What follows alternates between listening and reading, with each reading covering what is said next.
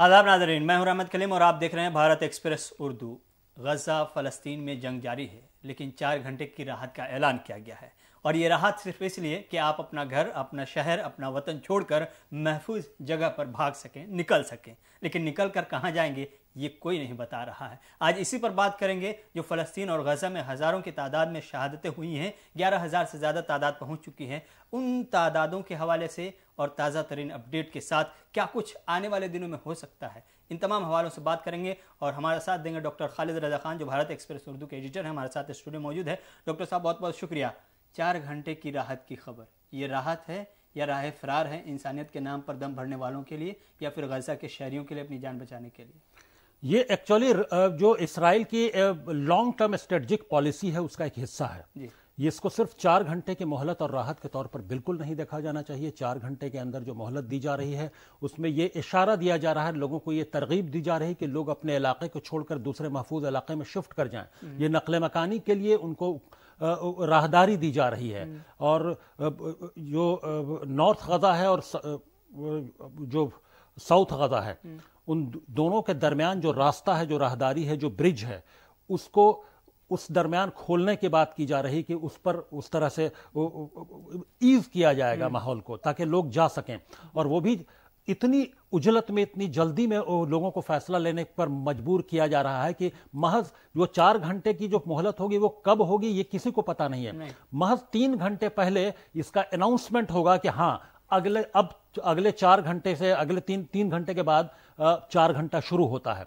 तो 3 घंटे में अपनी तमाम चीजें समेटना और नकले मकानी करके माइग्रेट करके किसी दूसरे इलाके में जाना, इस और हमास को खत्म करने के नाम पे इतनी बड़ी आबादी, अभी तक 72,000 लोग, 72,000 फिलिस्तीनी वो माइग्रेट कर चुके हैं वहां से, जो नॉर्थ गजा है वहां से। तो अब ये समझा जा सकता है कि ये लॉन्ग टर्म स्ट्रेटजी के तहत किस तरह से वहां से, और ये कह चुके हैं बेंजामिन नेतन्याहू कि हम वहां मौजूदगी रखेंगे अपने, और तमाम लोगों को खाली करवाना, फिर खाली कर, बार बार मिस्र पर भी ये दबाव है कि आप अपने यहाँ इनको जगह दीजिए, हालांकि अल सीसी ने, मिस्र के सदर ने इनकार कर दिया है। तो ये कुल मिलाकर ये 4 घंटे की मोहलत ये एक मजाक है, इसके अलावा कुछ नहीं है। अगर सीज फायर नहीं होता है, ये कुछ दिनों के लिए जंगबंदी हो माहौल को देखने के लिए, नहीं तो ये परमानेंट जंगबंदी होनी चाहिए वहां पर। ये जमीन पर उतरता हुआ तब नजर आएगा जहां कम्युनिकेशन की सहूलत हो चुके, वहां पर जिस तरह से हमले हो रहे हैं, जिस तरह की सहूलियात है, बिजली पानी का बहरान अपनी जगह, कम्युनिकेशन का भी, आप किस तरह से वो पर्ची के जरिए जो पैगाम भेज रहे हैं, किसी के पास पहुंचा, किसी के पास नहीं पहुंचा, फिर उस बीच में ये 4 घंटे की राहत की खबर या सीज फायर या यूं कहे कि पॉज का जो फैसला है, ये कितना सूदमंद हो सकता है, या असर कैसे कर सकता है? ये बिल्कुल नहीं, ये मजाक है। ये लोगों के साथ, लोगों की जिंदगी के साथ, उनके जज्बात के साथ जो तमाम तरह के ये खिलवाड़ किया जा रहा है। 4 घंटे का पॉज बगैर अनाउंसमेंट के, यानी 3 घंटे के पहले का अनाउंसमेंट, इसका कोई मतलब नहीं है किसी तक। सही बात है कि कितने लोगों तक ये पैगाम पहुंच पाएगा कि अब अगला 4 घंटा शुरू होता है पॉज का, वो उतने उस दौरान हमला नहीं होगा। ये इसको कैसे तय किया जाएगा, ये पहुंचेगी कैसे ये बात? अगर बंद करते हैं तो इसका साफ इशारा तो ये भी है कि आम शहरी ही को निशाना बना रहे हैं।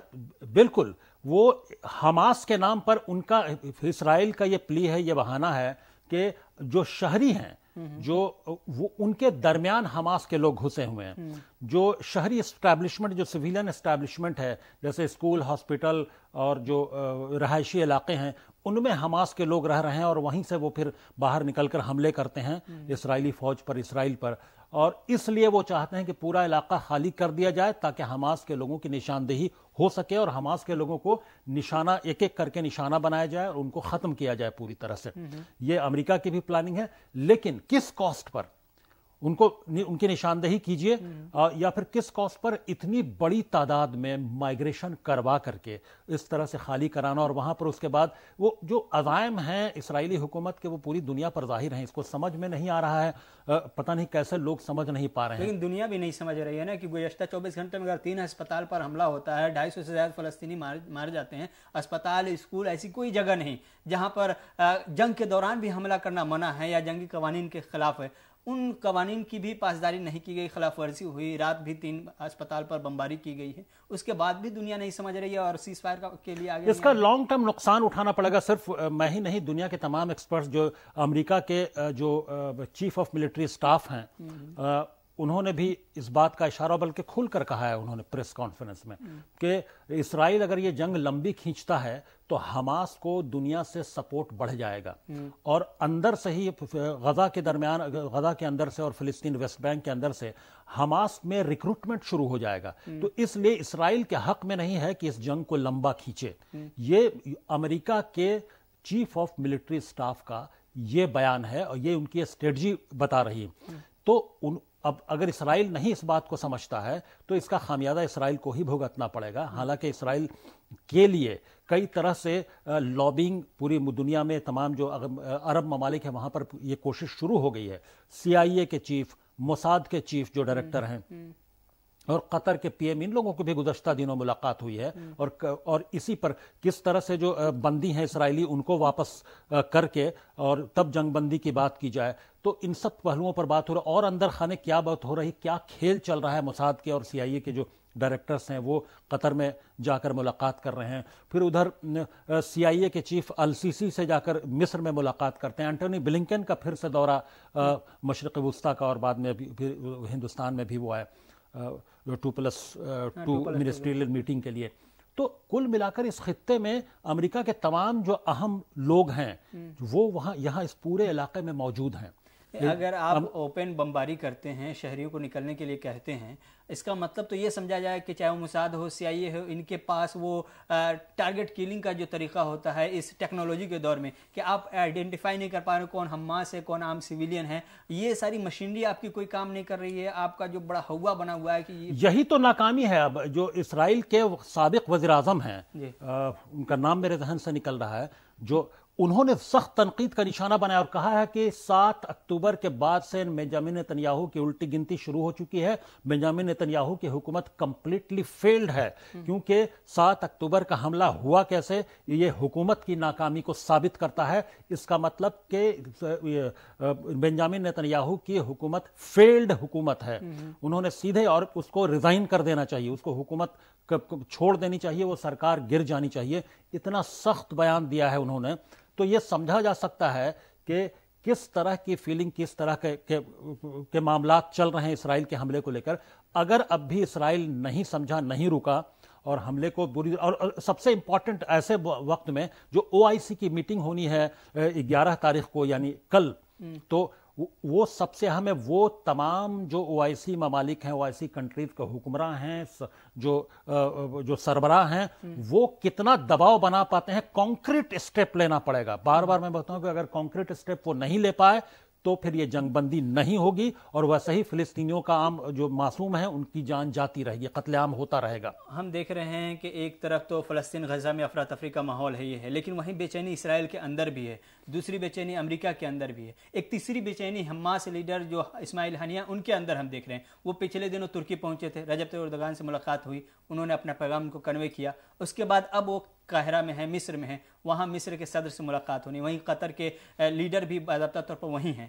کیا وہ اپنا پیغام حماس کے رہنما ترکی اور مصر کے رہنماؤں کے سہارے باضابطہ طور پر OIC کے اجلاس میں پہنچانا چاہتے ہیں، ان کو اپنا سفیر بنانا چاہتے ہیں، یا پھر مدد کی گہار لگا رہے ہیں اور یہ لوگ کرنے نہیں، وہ کئی طرح کے مدد کی بھی گہار لگا رہے ہیں اور اپنے پیغامات بھی پہنچانا چاہتے ہیں. وہ کہ OIC کے سربراہ تمام جو ہیں سخت فیصلے، ان کو امید ہے السیسی سے بھی اور ترکی کے رجب طیب اردوغان سے بھی، ان تمام لوگوں سے وہ امیدیں رکھتے ہیں، اس لیے وہ وہاں کا دورہ کر رہے ہیں. قطر میں پہلے سے وہ موجود رہے ہیں.